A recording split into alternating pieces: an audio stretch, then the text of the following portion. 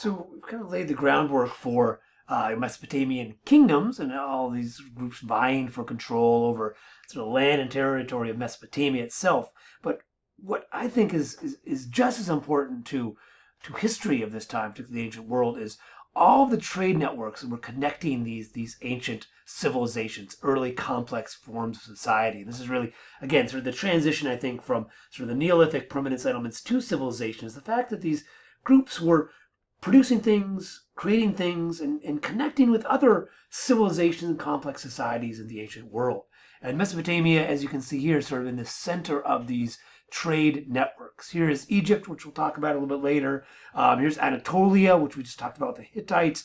Here's Greece over here. Another major early civilization is the Indus civilization over here. You can see that everything sort of rolls and comes through Mesopotamia. You can see these major concentration of cities. You can see all the routes that are connecting these ancient worlds. Again, and if you were to look at this as topography, these are all mountains up here, very high plateaus of Iran, little desert steppes over here, deserts down here. So, people had to really travel, I mean, it was over these deserts. They had to go from city to city, and in each one you'd get products and resources. Here's a little list of all the resources you can get throughout the ancient world. But it really shows you just how interconnected the early civilizations were, and it also shows you the importance of things like merchants and traders, and the importance of keeping records of things. Why writing was so important for these receipts. You're going to import this X number of stuff from these mountains up here. How much is that going to cost? You need weights and measures. You can see that, I mean, these trades and these products, they both sort of show, how peoples and materials are moving between regions, but also how these complex societies and civilizations had to also adapt themselves to manage all this movements of goods as well. So here, some of the now we'll kind of go through and look at some of these products, where they're from and what they are, and why they're important. One of the first ones, one of the most interesting and important products of the ancient world, was a stuff called lapis lazuli, which is interesting because, as you can see, they make jewelry out of it. It's a stone that you get out of the mountains. It's this very blue stone.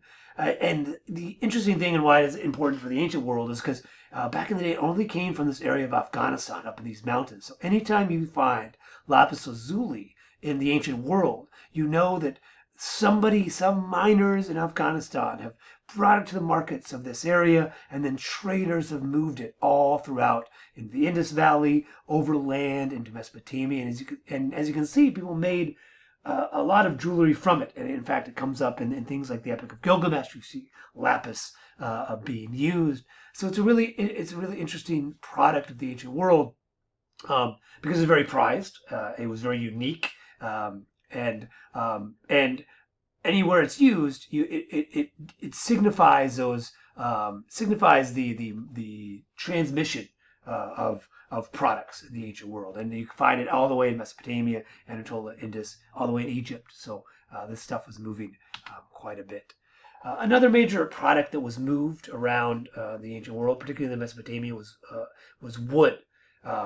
If you look on the flag of Lebanon today, is a cedar trees on the flag. There's these cedar mountains of Lebanon.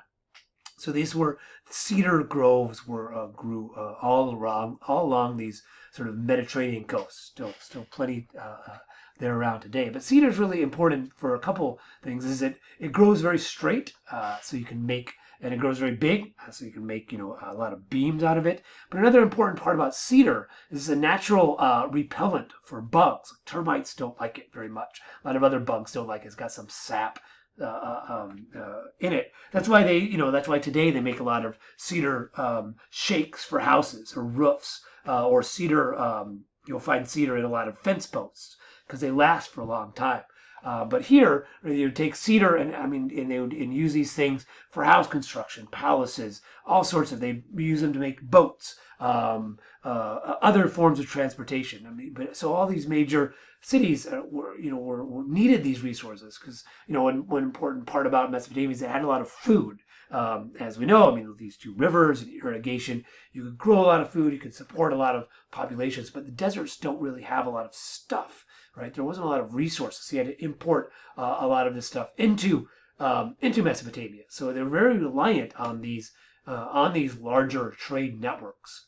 So cedar wood being one of them. And again, this when we talk about the Epic of Gilgamesh, they actually Gilgamesh and his buddy Enkidu, who we'll learn about, goes to these cedar forests and beats the demon Baba, who inhabits the cedar forests in these areas, which kind of, again, you can kind of look and think about, okay, well, this is, really telling us this access, the importance of these forests to ancient Mesopotamian access and control of them were very vital there. And then the last big one, which again we sort of talked about in a lot of context, is copper, bronze, which made weapons and all sorts of things that you could use. But bronze is a mixture of copper and tin, and again, there's no copper and tin in Mesopotamia, in these rivers. Copper and tin come from mountains, but you can see here that the mountains surrounding Mesopotamia are full of copper and tin. So again, people would mine this stuff up here, bring these resources down as raw materials, and then in the factories and the production areas, manufacturing sites of these major cities, right? They were the ones that would take these raw materials and turn them into finished goods, right? So you get these into a smithery, they melt them down and create these weapons or tools or whatever you need. But again, you can see how that would create a need for exchange and economies, and that's why we have, in the last lecture I talked about one of the earliest records we have is someone complaining about bad copper, right? Their business is to make bronze, probably, so they had to have good copper, and if it's cheap, then that's going to make your weapons cheap, which is going to make all sorts of things. All going to mess up the entire economies and production abilities. So you can kind of see copper, tin there, and then just some other stuff that's around here. Gold and silver you can kind of find in different areas. Stone, again, there's not a lot of stone, but you can kind of see that there's a lot of statues that were built. You needed stones, you can import that. Anatolia had a lot of good stones. Carnelian's another sort of gem. It's another, well, not stone for building, but stone for both carnelian and statite are both for the jewelry business. Here's kind of a list of stuff over here. The Indus, we'll talk about them too, that exported over not only over land but also over sea. Which again, boats you can fit a lot more stuff on than the backs of camels. It's a lot easier to move products over